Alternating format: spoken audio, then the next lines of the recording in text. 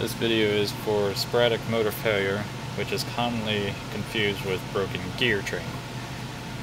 In this case, the motor will run and sporadically, in random positions, fail to turn. The way you go about adjusting this is there's 4 1/4-inch screws to hold the motor on. Those need to come out.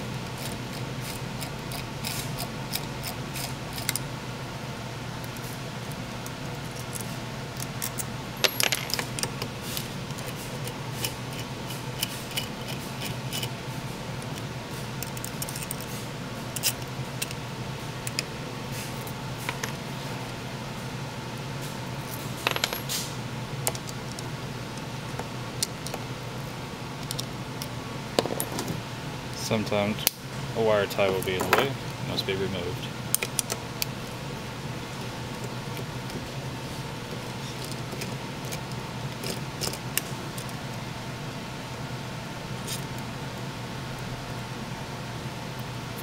Cautious to keep the lock washers with the screws and not lose them.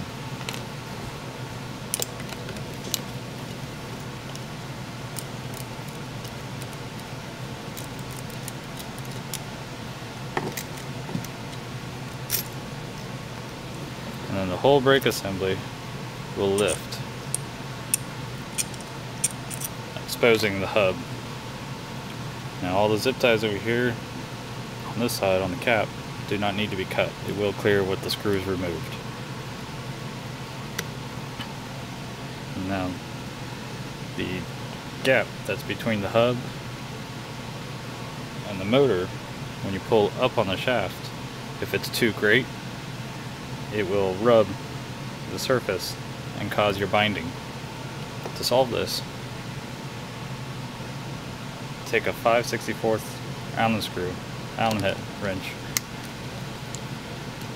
back out 2 set screws so that the hub is loose, and with light pressure taking the slop out while pushing the hub all the way down to the top of the motor.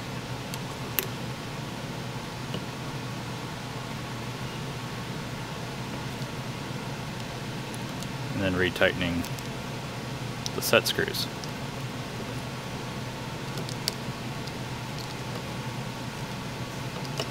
After which, the motor should run freely without resistance or binding.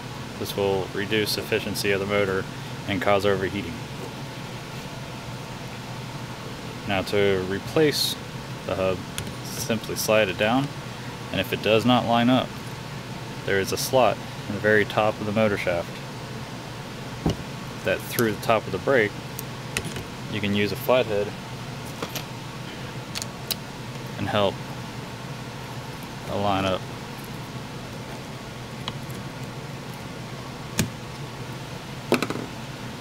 So that the brake bracket rests completely on the top of the motor. Now it's time to replace the motor mount and screws.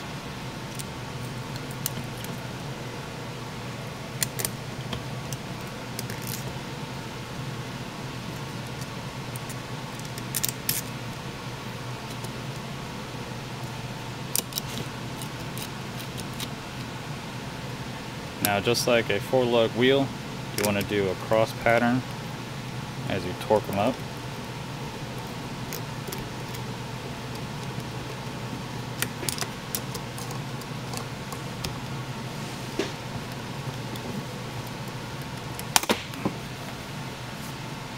And the current screws also have a flathead slot in the top of them, so you do not exactly need a 1/4-inch nut driver.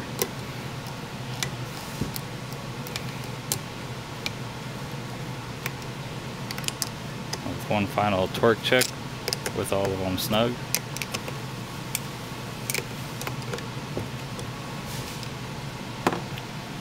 And that is how you adjust the hub on a square frame brake.